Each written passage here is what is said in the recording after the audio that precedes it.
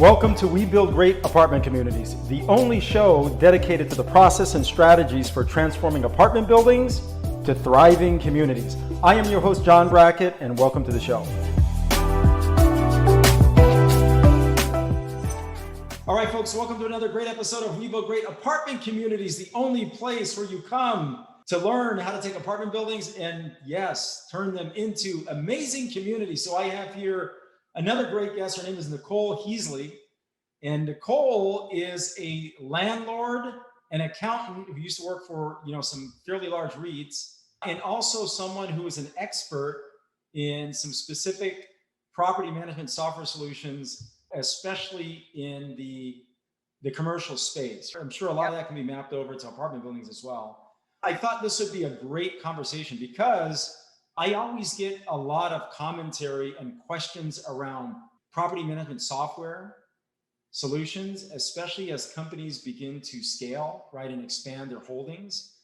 And it's just not one of those common things. So this is going to be great. I know there's going to be a lot of value in here. Really excited to have this conversation, especially you, because you have an accounting background and you have done accounting for some fairly large real estate REITs kind of on the software side of the equation and of the business. So this is going to be really great. You can essentially walk us through the entire accounting cycle as it relates to property management. So this is going to be really cool.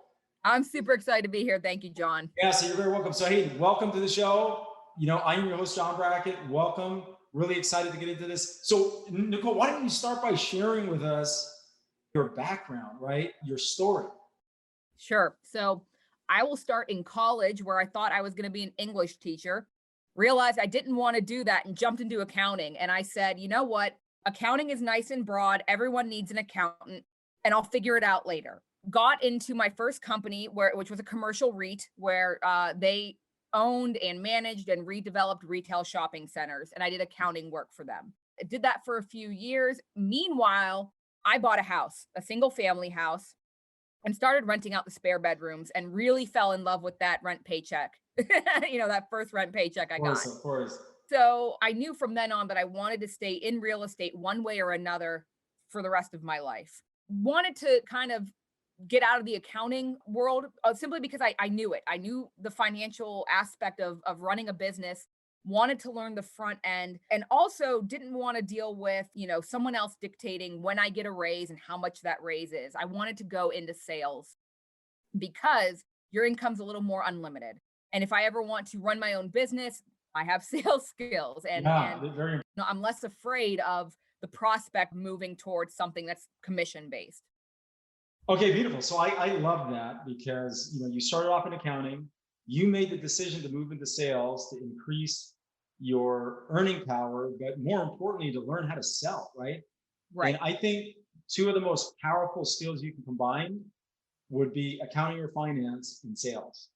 Yeah. Left brain, right brain, because it's extraordinarily uncommon, but very powerful because of that, right? Because it's two personality types that typically don't mesh. Exactly, 100%. Reasonable, but also analytical. And you're right, we're a rare breed, and I'm so proud to be one of us. Yeah, no kidding. So high five, let me give you a high five. That's good. Good on you for that. Bam. So you started off in accounting, you transitioned through to sales. And what was the catalyst that made you realize, you know what, if I can combine sales with a really strong financial background, I should have just better options, right? I can put myself in a position where I just have more upside. For lack of a better phrase, I was just kind of getting bored with accounting. I loved my team and I loved the company that I worked for, but I was doing the same thing every week, every month, every quarter. I just felt like a lot of my skills weren't being fully utilized. I also knew that I loved real estate and I loved building my rental portfolio. And I was just trying to figure out what is next. Where do I go? I know kind of the qualities that I want a job to have, but I can't put a name on it. So I went to a mentor who was a commercial real estate broker. And I said, should I go get my real estate license? Should I just start, buying and selling houses? And his advice to me was, a brokerage doesn't teach you sales skills. They bring in as many people as they can. I've never worked for a brokerage. I'm not putting them down. So I can't say if this is true or not. Right. But he told me, go somewhere that's going to pay you to learn sales.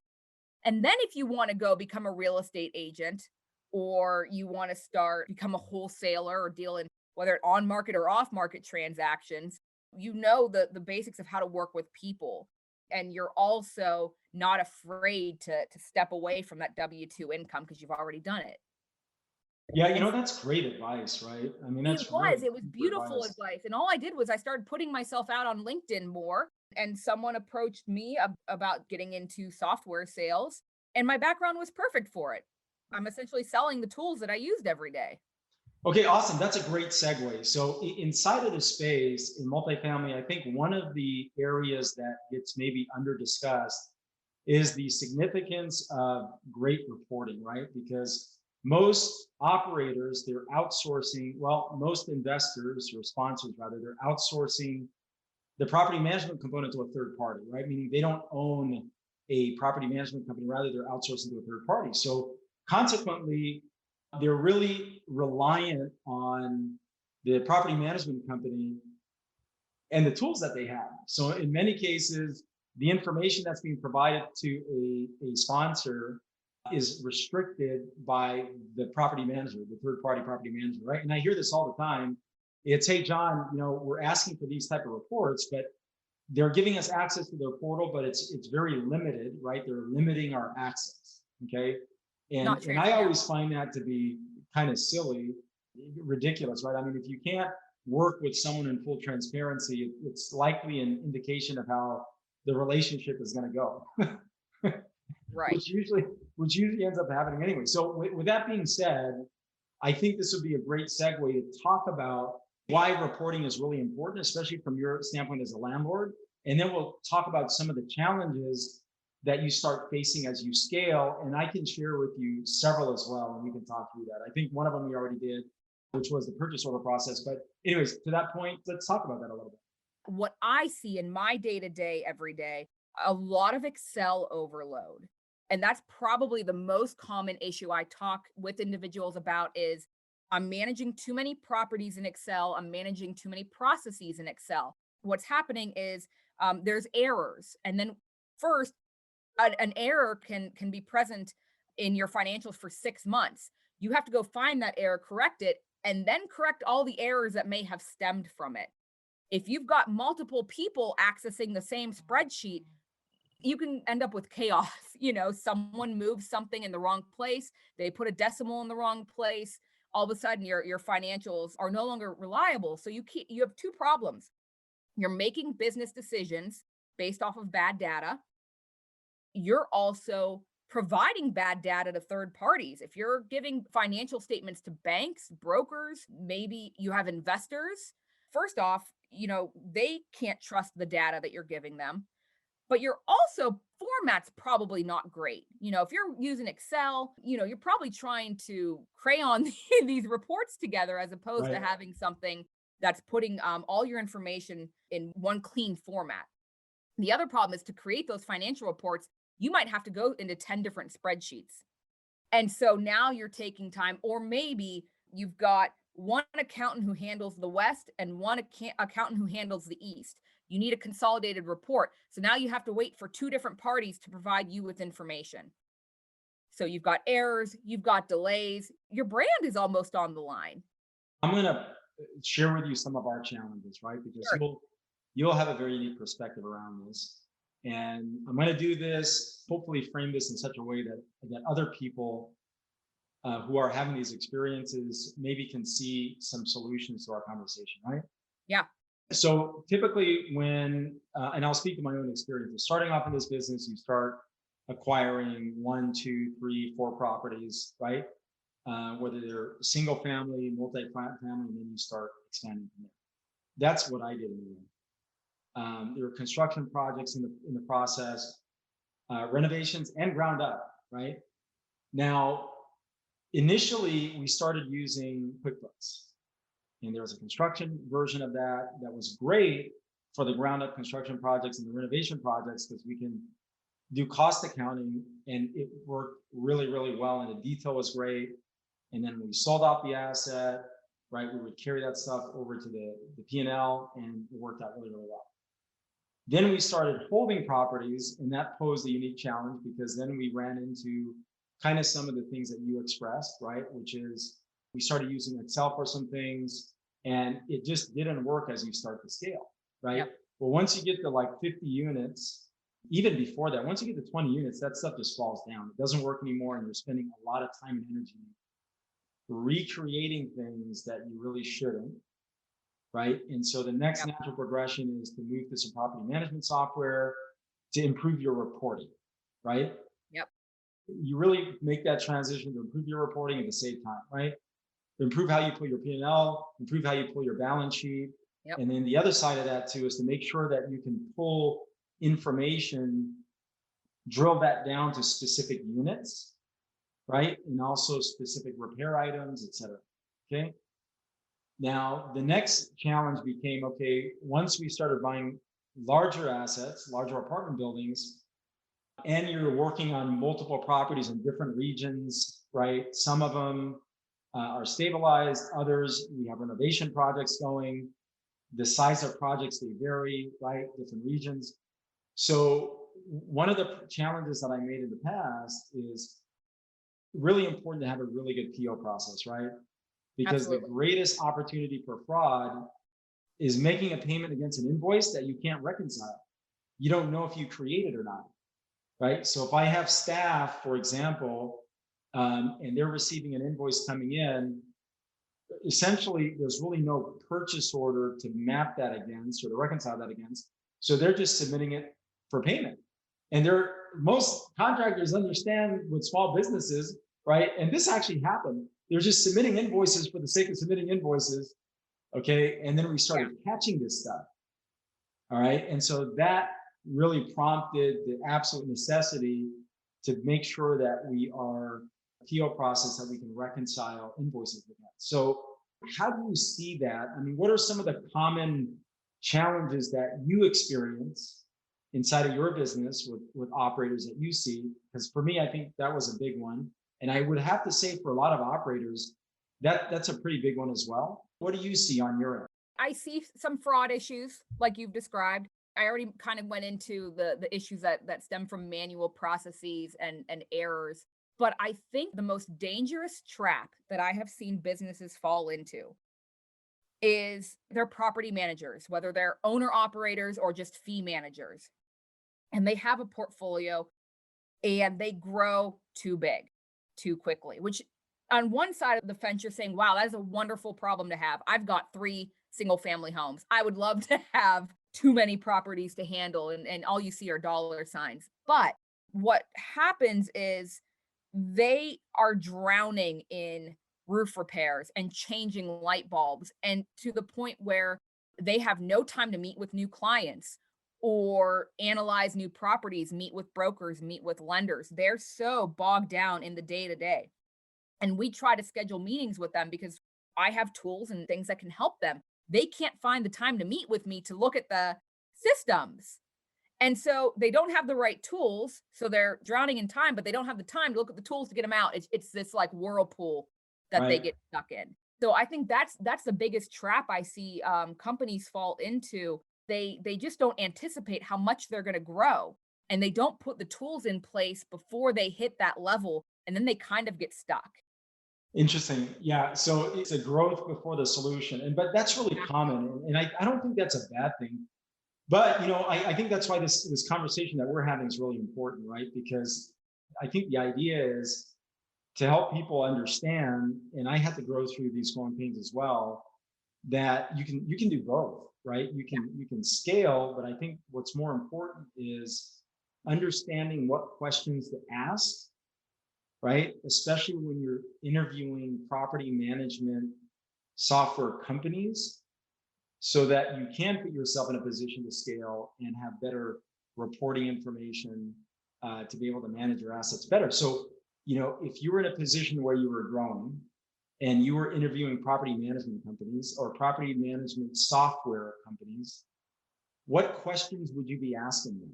They should be asking you questions that shows you that they are interested in your return on the investment. So for example, you mentioned that you have issues with purchase orders, and you mentioned that you were getting fraudulent invoices and paying them.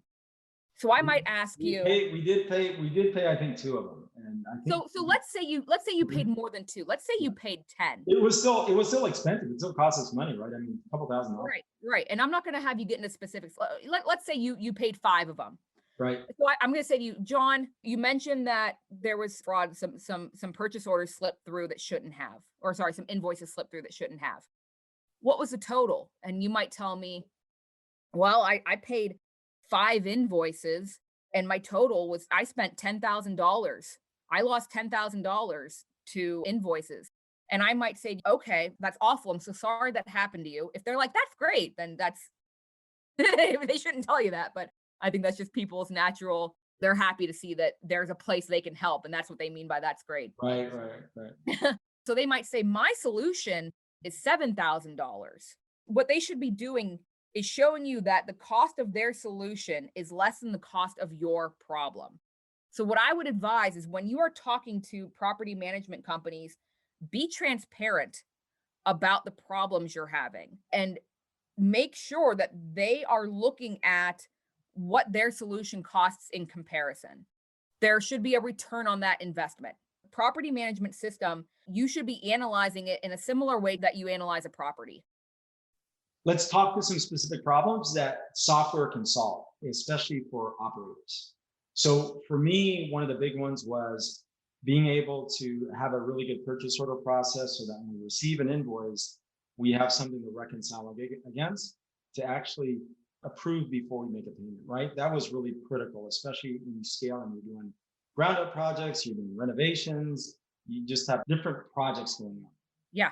The other aspect of that is really good reporting, right? Income statement, balance sheet. Yep. Of course, really good report on your rent roll, any delinquencies that are outstanding, and just some of the other key metrics that you can use software to create a focus around, right? To be able to provide better and more timely and cleaner reporting.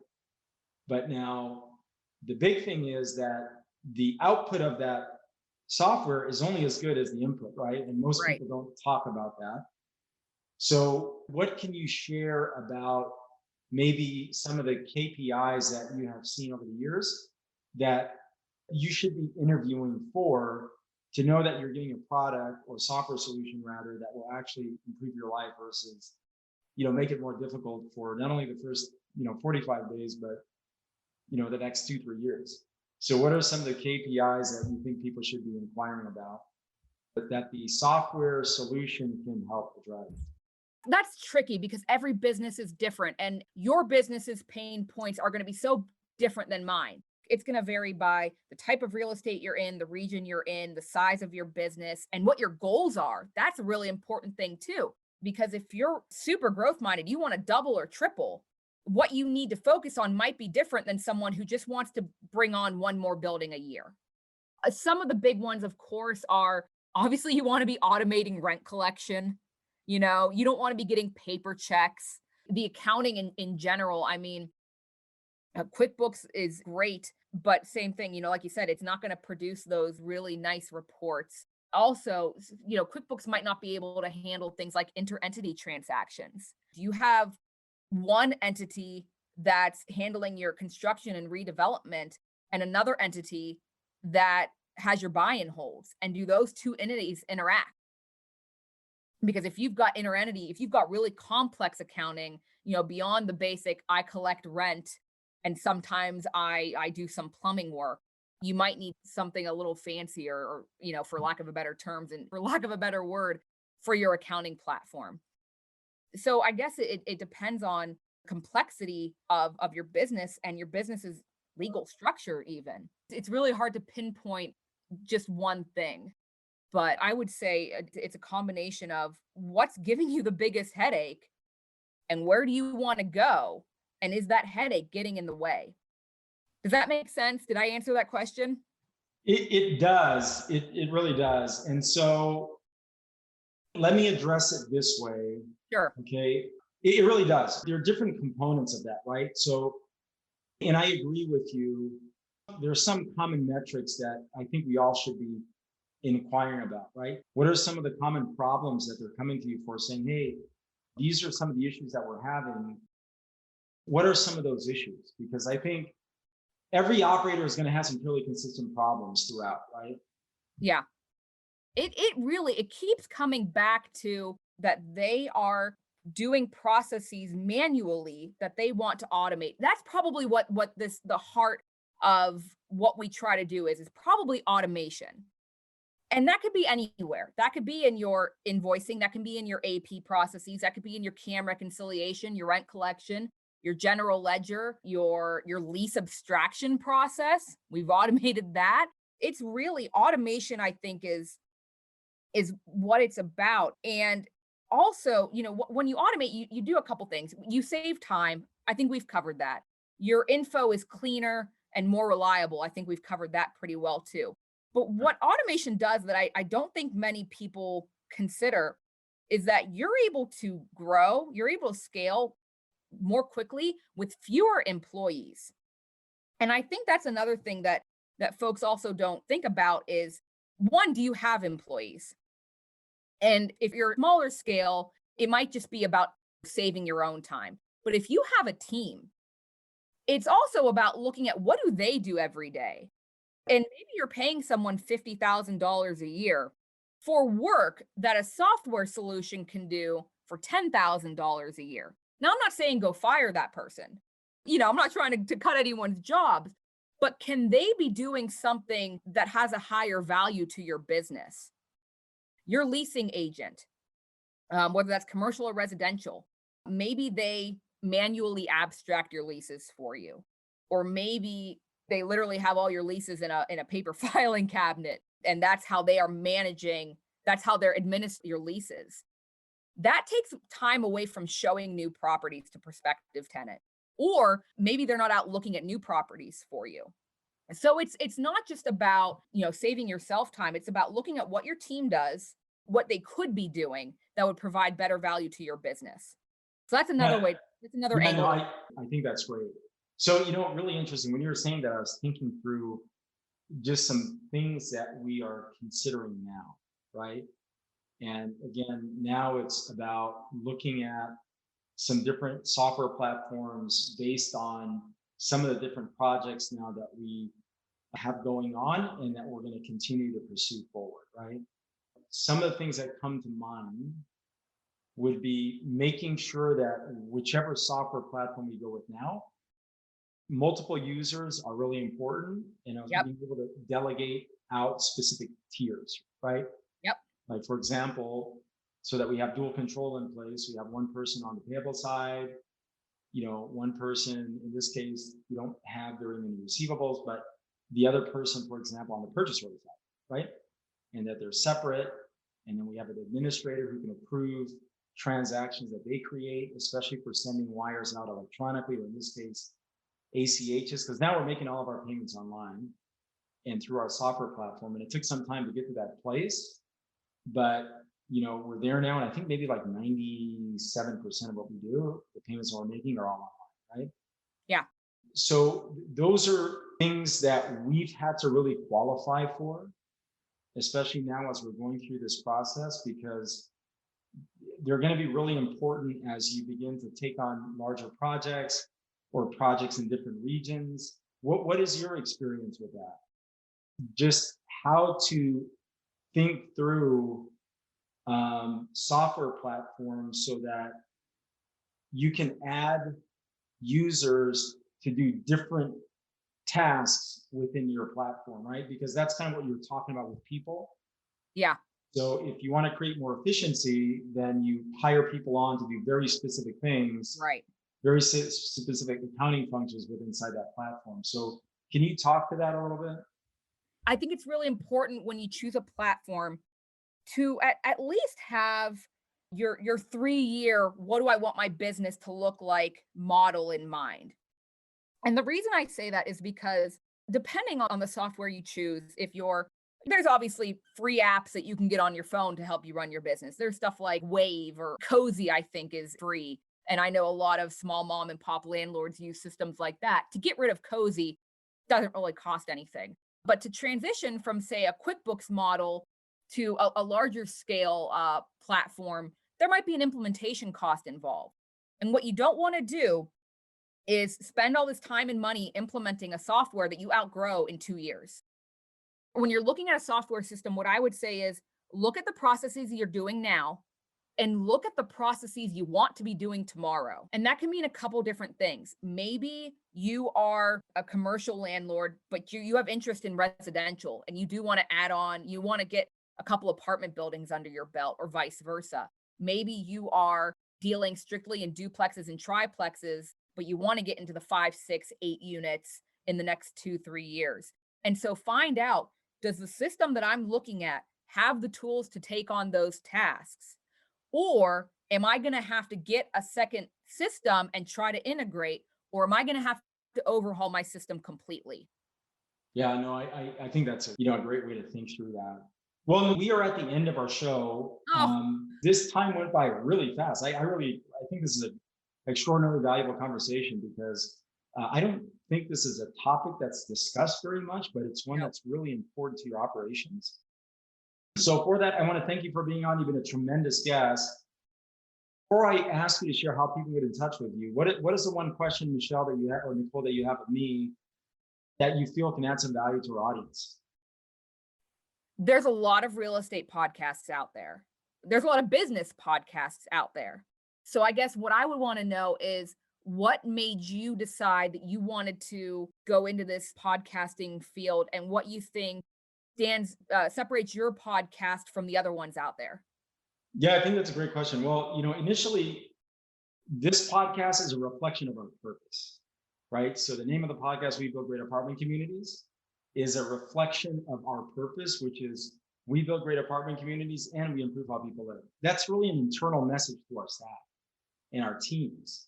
And so I created this podcast really as a way to take that message and then amplify it outside of our company, but also to share that back to our team members. And so for us, it's just a reinforcement of our purpose, and now we have the opportunity really to be able to use this platform to meet other people out there in the marketplace, right, who share the same vision. And that's why you're on the show.